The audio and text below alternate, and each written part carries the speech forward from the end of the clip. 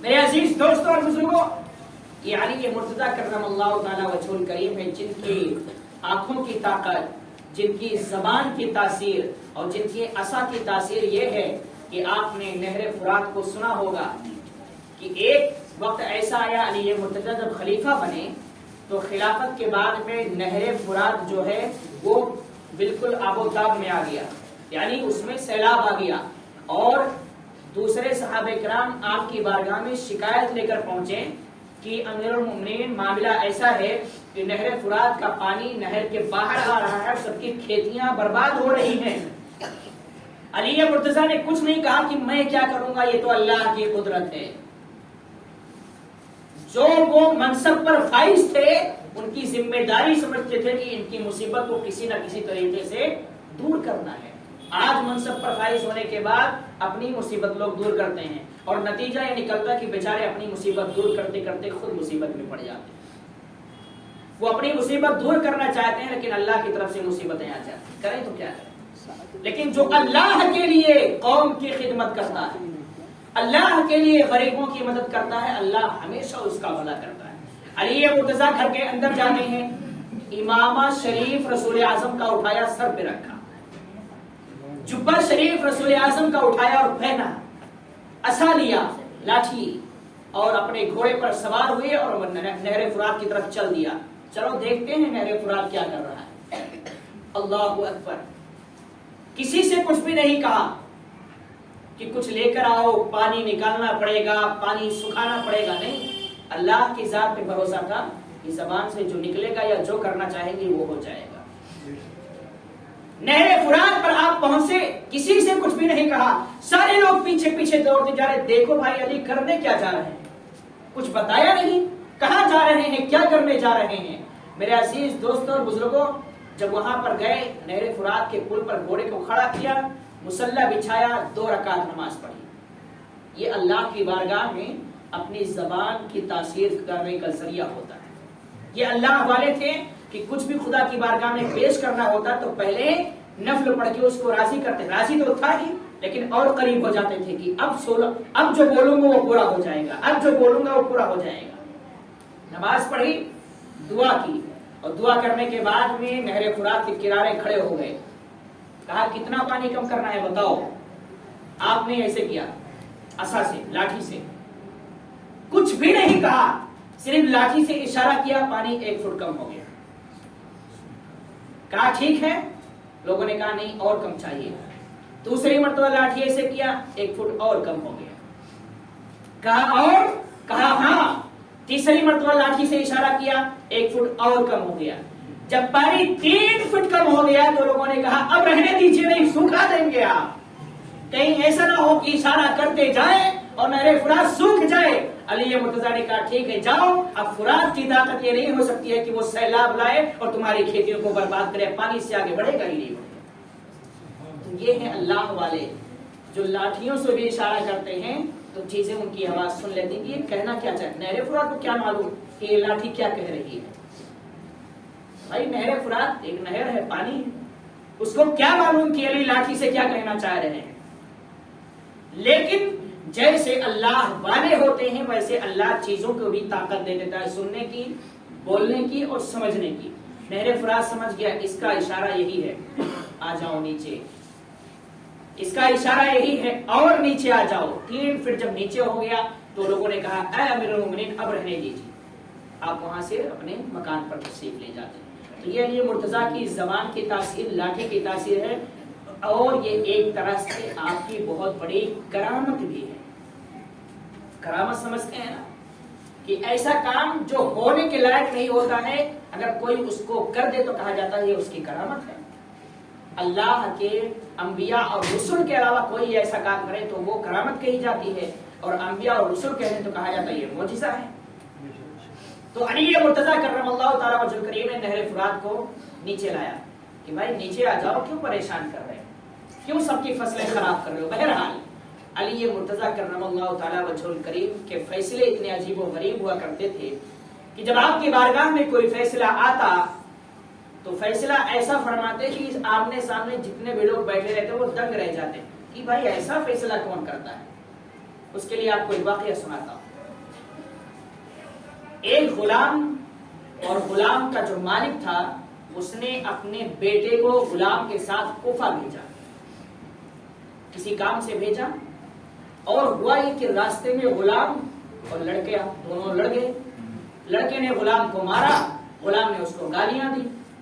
اب جب یہ لوگ کوفہ میں پہنچے تو غلام طاقتور تھا، اس نے کیا کیا، وہ مالک بن گیا اور کہا یہ میرا غلام ہے، یعنی اپنے مالک کے لڑکے کے بارے میں کہا کہ یہ میرا غلام ہے، میں آقا ہوں، میں اس کو بیچنا چاہتا ہوں۔ اتنا عجیب معاملہ یہ ہو گیا کہ اب لوگ فیصلہ کیسے کریں گے کہ اس میں غلام کون ہے اور اس میں لڑکا کہہ رہا ہے نہیں نہیں یہ غلام ہے، میں لڑکا ہوں اور میرے ابا اس کے آقا ہیں۔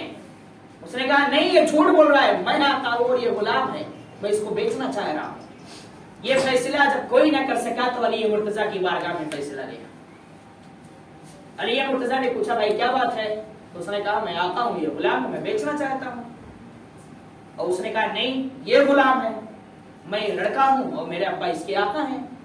تو علی مرتضیٰ نے کہا یہ تو دونوں دعویٰ کر رہے تو چلو فیصلہ کر ہی دیتے ہیں۔ فرمایا گھر کی دیوار میں 2 سوراخ بنا دو اور سوراخ بنانے کے بعد دونوں کا سر اس میں ڈال دو۔ یہ فیصلہ ہے، عجیب و غریب فیصلہ۔ کیا فرمایا؟ سوراخ بناؤ اور دونوں کے سر اس میں ڈال دو، اور دونوں کے سر اس میں ڈال دیے گئے۔ فرمایا تلوار لاؤ غلام کا سر کاٹ دو۔ اب جیسے ہی آپ نے یہ کہا کہ تلوار لاؤ غلام کا سر کاٹ دو تو جو اصلی غلام تھا وہ نکل کے بھاگا کہ میں غلام ہوں، میرا سر کٹ جائے گا۔ علی مرتضیٰ نے فرمایا کہ فیصلہ ہو گیا کہ غلام کون ہے اور لڑکا کون ہے۔ لڑکا بیچارہ ویسے ہی رکا ہوا، اس کو معلوم تھا کہ علی مرتضیٰ کی نگاہیں دیکھ رہی کہ کون لڑکا ہے کون غلام ہے۔ جیسے کہا غلام کا سر کاٹ دو، اصلی غلام جو تھا وہ نکل کے بھاگا۔ علی مرتضیٰ نے فرمایا جاؤ فیصلہ ہو گیا، وہی اصل میں غلام ہے اور یہ بیٹا ہے جو یہ حقیقت میں کہہ رہا ہے کہ میرے ابا اسے آتا ہے میں بیٹا ہوں۔ تو یہ فیصلہ آپ نے کیا۔ اور ایک دوسرا مسئلہ آپ کی بارے میں، عجیب و غریب مسئلے ہوتے ہیں، سن کے ہنسی بھی آتی ہے اور ان کی عقل پر دنگ بھی رہ جاؤ گے کہ ایسے فیصلے کیسے کرتے تھے۔ ایک بچہ تھا چھوٹا سا، اس بچے کی حقدار بن کے 2 عورتیں آ گئی۔ کیا کہا؟ یہ میرا بچہ ہے۔ اس نے کہا یہ میرا بچہ ہے۔ اور ظاہر سی بات ہے کسی ایک کا ہوگا، دونوں کا تو ہو نہیں سکتا۔ دنیا کی تاریخ میں آج تک تو ایسا ہوا نہیں ہے اور نہ ہونے والا۔ علی مرتضیٰ نے پوچھا صحیح بتاؤ کس کا بچہ ہے، جھوٹ بولنے کی ضرورت نہیں ہے۔ دونوں نے کہا میرا بچہ ہے۔ فرمایا ٹھیک ہے فیصلہ کر دیتا۔ آپ نے فرمایا کہ ایک کام کرو، آرا لے کر آؤ، آرا جو لکڑی کاٹتے ہیں نا، آرا لے کر آؤ۔ اب وہ پریشان ہو گئی کہ آرا کیوں منگا رہے ہیں۔ فرمایا کہ ایک کام کرو، دونوں دعویٰ کر رہے ہیں کہ میرا ہے، تو بچے کو بیچ سے کاٹ دو، آدھا اس کو دے دو آدھا اس کو دے دو۔ اور جیسے ہی آپ نے ارشاد فرمایا جو اصلی ماں تھی وہ تڑپ جاتی ہے کہ اے علی مجھے مت دو، اسی کو دے دو، لیکن بچے کو 2 ٹکڑے مت کرو۔ اور جس کا بیٹا نہیں تھا وہ خاموش کھڑی تھی۔ علی مرتضیٰ فرماتے ہیں جو خاموش کھڑی ہے وہ جھوٹ بول رہی ہے، اور جو درد سے تڑپ جاتی ہے، جو چلا رہی ہے، اس کے چہرے سے نظر آ رہا ہے کہ حقیقت میں اسی کا بچہ ہے، بچہ اس کے حوالے کر دیا جائے۔ تو یہ ہے کہ جس کا بیٹا ہوتا ہے نا اس کو تڑپ بھی ویسی ہوتی ہے۔ وہ دوسری والی جو جھوٹ بول رہی تھی وہ چپ چاپ کھڑی ہے، اس کو کیا غم کی 2 ٹکڑے ہو جائے گا تو مجھے کیا فرق پڑنے والا ہے۔ لیکن جو اصلی ماں تھی وہ کہتی مجھے مت تو چلے گا، اسی کو دے دو، لیکن کم از کم بیٹا صحیح سلامت تو رہے۔ تو علی مرتضیٰ نے کہا اس کو بیٹا دیا جائے، اور وہ جھوٹی عورت کو کہا کہ تمہیں شرم نہیں آتی ہے کہ تم جھوٹے مقدمے لے کر میری بارگاہ میں آتی ہو، میرے سامنے جھوٹ بولتی ہو۔ بہرحال اس عورت کو ذلیل کیا اور واپس کر دیا۔ یہ علی مرتضیٰ ہے کہ کچھ نہیں کہا کہ بھائی قرآن کا کیا حکم ہے، یقیناً حالانکہ یہ قرآن کے خلاف بھی نہیں ہے۔ کیوں؟ انہیں کرنا تو نہیں تھا، 2 ٹکڑے نہیں کرنا تھا، بس یہ سمجھنا تھا کہ اصل میں ہے کہ ان کو معلوم تھا کہ جب بچے کو کاٹنے کی بات آئے گی تو اصلی ماں تڑپ جائے گی، اور جو اصلی ماں نہیں ہے اس کو درد نہیں ہوگا۔ تو جو تڑپی سمجھ کے کہ وہ فلاں کا لڑکا ہے۔ اور غلاموں کا بھی یہی حال تھا کہ جیسے ہی غلام کا نام لوں گا پتہ چل جائے گا کہ اصلی غلام کون ہے۔ بہرحال علی مرتضیٰ کرم اللہ تعالی وجہ الکریم، ان کی نگاہیں، ان کی کرامتوں پر ایک حدیث پیش کرتا ہوں۔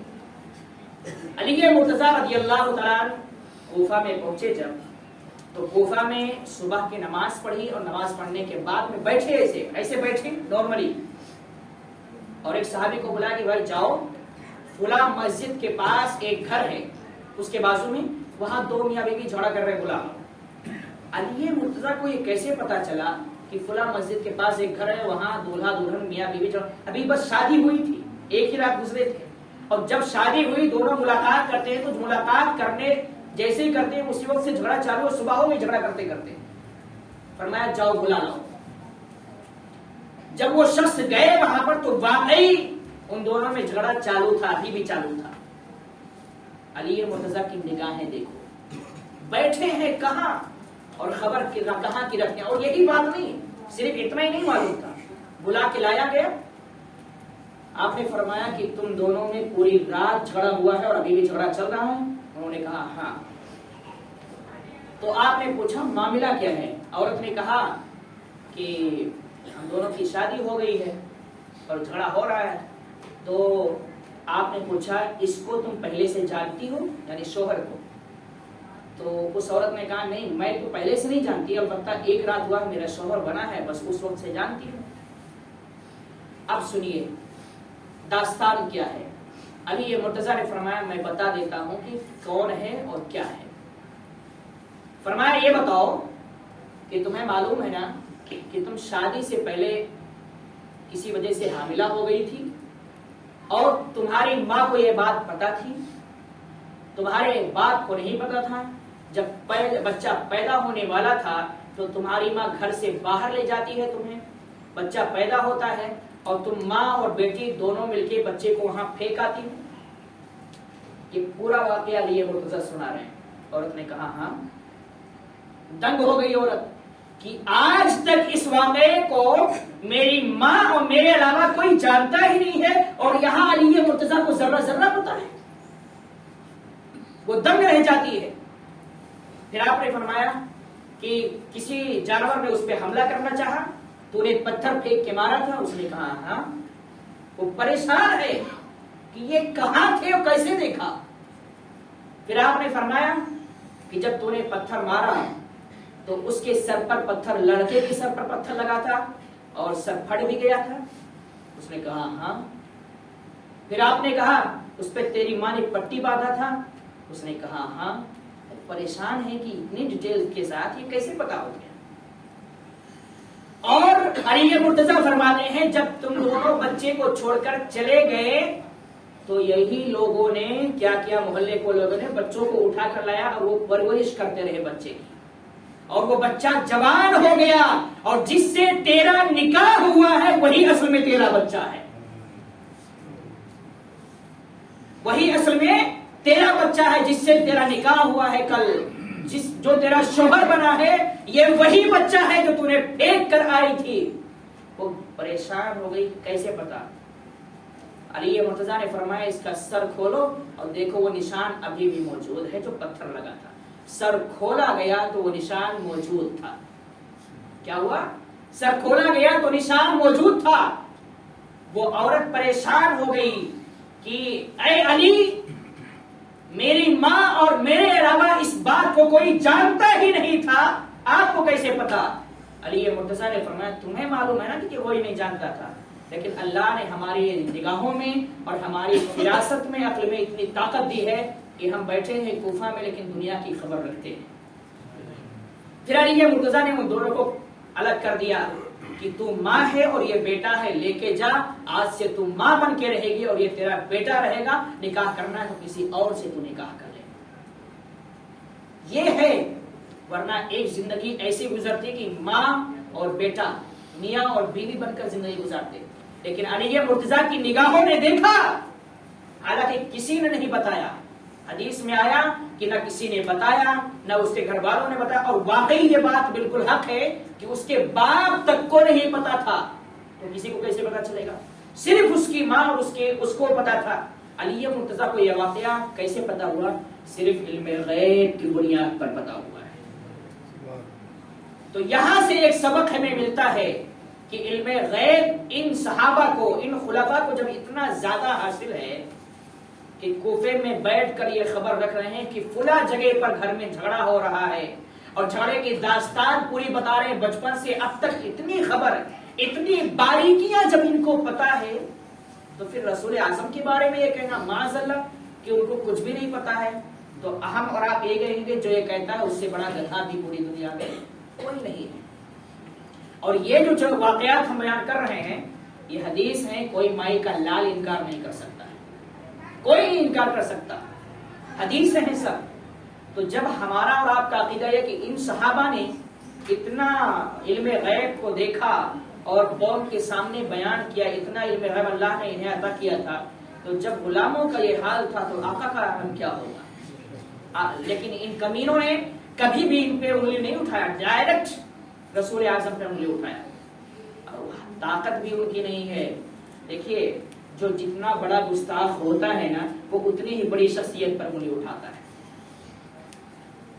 اور گستاخ کا کام ہی یہی ہے کہ دن رات بس کچھ نہیں کرنا ہے، کچھ نہیں کرنا ہے، صرف کسی نہ کسی کی چغلی، کسی نہ کسی کی برائی، کسی نہ یہ فتنہ جو ہے وہ کس کا ہے؟ یہ منافقوں کا کام ہے، اور یہ ہم سے اور آپ سے نہیں ہونا چاہیے، ہمیں بچنا چاہیے۔ علی مرتضیٰ کرم اللہ تعالیٰ وجہ الکریم، چونکہ وقت بھی ہو چکا، باتیں اتنی ہیں کہ میں سمجھتا ہوں کہ چاروں خلفائے راشدین میں جتنے ڈیٹیلز ان کی سیرت میں شاید کسی میں نہیں، اور ابھی آدھی بھی نہیں بیان کی، لیکن بہت جو ہے وہ شارٹ کٹ میں کرنا پڑ رہا ہے۔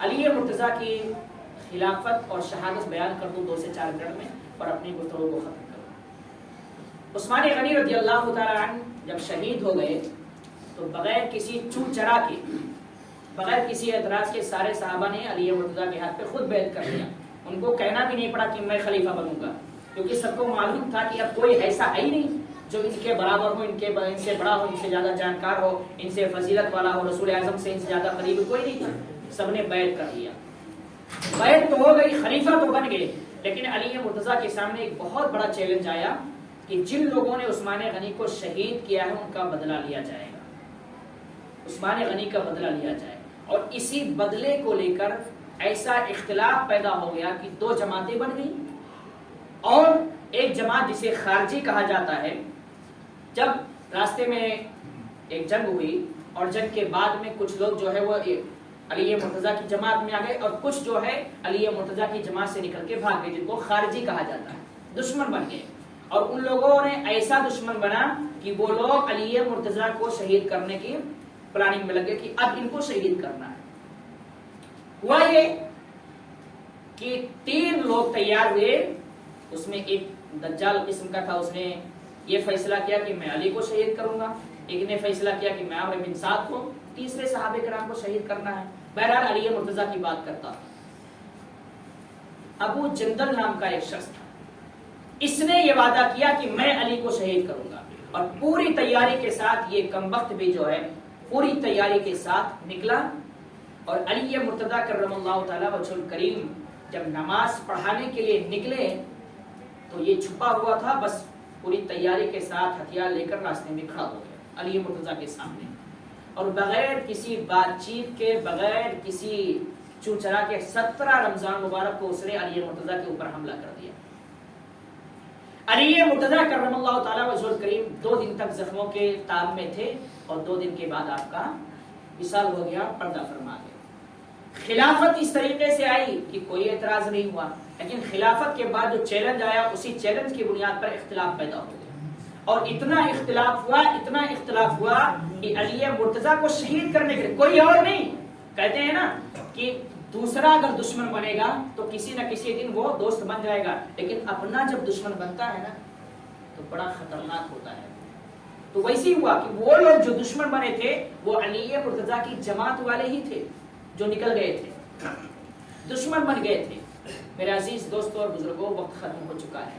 علی مرتضیٰ کی سیرت پہ انشاءاللہ تبارک و تعالیٰ، چونکہ یہ 10 دن کا جو سلسلہ ہے، یہ ابھی 5 بیان آج ختم ہو رہا ہے، اور 6 بیان بچتا ہے، اور میں سمجھتا ہوں کہ ابھی ڈیٹیلز اتنا ہے کہ سمجھ میں نہیں آ رہا کہ بیان کیسے کیا جائے۔ بہرحال تھوڑا تھوڑا شارٹ کٹ میں مختصر لے کر سب کی سیرت کو بیان کیا جائے گا۔ علی مرتضیٰ کی سیرت وقت ملا تو جمعہ میں لے لوں گا، تاکہ جو بچا ہوا ہے وہ جمعہ میں بیان ہو جائے، اور کل سے اہل بیت کی بات شروع ہو جائے گی تو میں آپ سب سے گزارش کروں گا کہ خدا کے واسطے اصل بیان جو ہے، جو ہمارا کربلا کا اصل مقصد ہے 10 دن کا پروگرام کا، وہ کل سے شروع ہوگا۔ آپ سب شروع وقت سے آئے تاکہ بات مکمل سنیں اور مکمل بات میں سمجھ میں آپ کو آئے، بیچ میں نہ آئے۔ بیچ میں ہوتا کیا ہے، ہم آتے ہیں اور پوری بات سمجھ میں نہیں آتی ہے، تو کوشش یہ کریں کہ جن کے نام پر ہم جی رہے ہیں، کھا رہے ہیں، پی رہے ہیں، چل رہے ہیں، ہمارا چلنا پھرنا اٹھنا بیٹھنا، ہماری سانسیں چل رہی ہیں،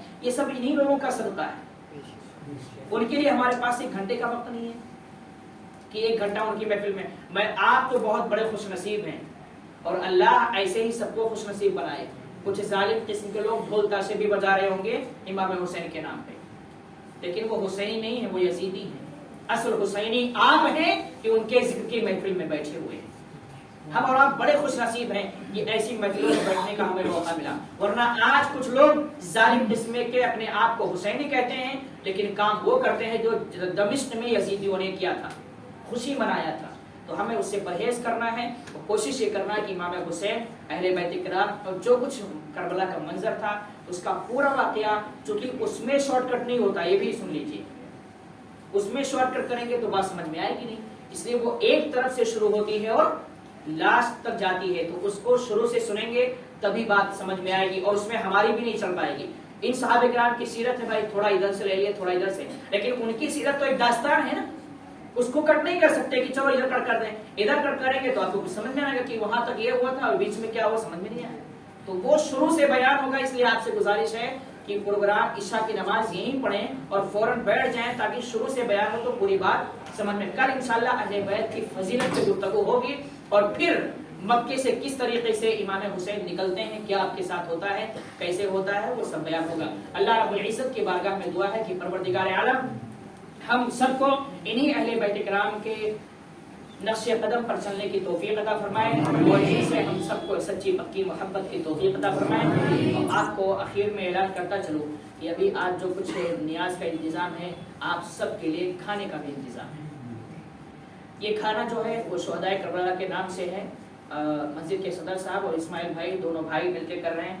ان کا مقصد اپنے ماں باپ کے نام ایصال ثواب بھی کرنا ہے۔ آپ جانتے ہیں ان کے والد صاحب جو تھے انہوں نے مسجد کے لیے بہت قربانیاں بھی دی ہیں، اس لیے آپ سب کی ذمہ داری ہے کہ ان کے لیے خصوصی دعائیں بھی کریں، اور اپنے مرحومین کے لیے بھی آپ اس مہینے میں کریں۔ ایک اعتراض ہے، وقت زیادہ ہو رہا ہے، معافی چاہتا ہوں۔ کسی نے آج مجھ سے سوال کیا کہ اس مہینے میں ہم امام حسین کے علاوہ کسی اور کی فاتحہ کر سکتے ہیں کہ نہیں کر سکتے؟ یہ سوال بہت لوگوں کے ذہن میں ہوگا۔ میرے بھائی، آپ جس کے نام سے چاہے فاتحہ کر سکتے ہیں، اپنے مرحومین کے نام سے، کسی ولی کے نام سے، کسی بزرگ کے نام سے، جس کے نام سے چاہے کر سکتے ہیں۔ امام حسین کا مہینہ ضرور ہے، لیکن اس کا یہ مطلب تھوڑی ہے کہ اور چیزیں ہمارے لیے حرام ہو گئی۔ اگر امام حسین رضی اللہ تعالیٰ عنہ کی وجہ سے یہ سب چیزیں حرام ہونے لگیں گے تو پھر مسئلہ کھڑا ہو جائے گا۔ اس لیے امام حسین کے نام سے ہمارے گھروں میں فاتحہ ہو، سب جگہ ہو۔ اس مہینے میں اگر آپ چاہتے ہیں، اور یہی ہوتا بھی ہے نا کہ ایک بزرگ کے نام ہم فاتحہ کرتے ہیں لیکن اس میں سب کو شریک کر لیتے ہیں۔ اللہ کی رحمت اتنی وسیع ہے کہ ایک لفظ پڑھو اور پورے مرحومین کو ایصال ثواب کرو، سب کو پہنچے گا۔ ایسا نہیں کہ ہم نے ایک پارہ پڑھا، ابا کے نام بخش دیا تو اب اماں کے نام نہیں جائے گا، بھیا کے نام نہیں جائے گا، دوسرے سب کے نام جائے گا، ایک پارے کا ثواب سب کو پہنچے گا۔ یہ اللہ کی رحمت ہے۔ جو پڑھتے ہیں ہم کم لیکن پہنچاتے ہیں ہزاروں لاکھوں اربوں خربوں کو، تو جتنا ہو سکے، جتنا زیادہ ہو سکے اپنے مرحومین کے نام ایصال ثواب کیجیے۔ اللہ رب العزت ہم سب کو اپنے مرحومین کے حق میں زیادہ سے زیادہ ایصال ثواب، دعائیں مغفرت کرنے کرانے کی توفیق عطا فرمائے۔ وما علینا الا البلاغ۔ السلام علیکم ورحمۃ اللہ وبرکاتہ۔